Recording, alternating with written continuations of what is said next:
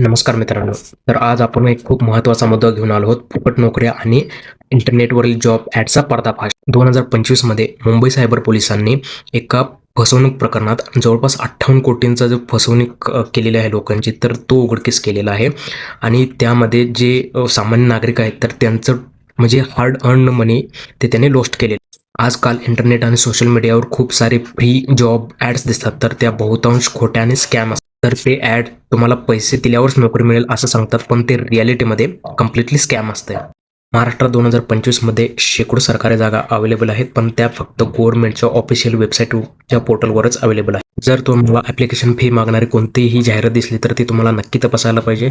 तुमचे कारण त्यामध्ये मोस्ट ऑफ द फसवणूक होते. तुमचे पर्सनल डिटेल्स जसे की बँक डिटेल्स असू देत किंवा आधार कार्ड, पॅन कार्ड किंवा OTP असेल, तर ते कधीच कोणाला शेअर करत जाऊ नका.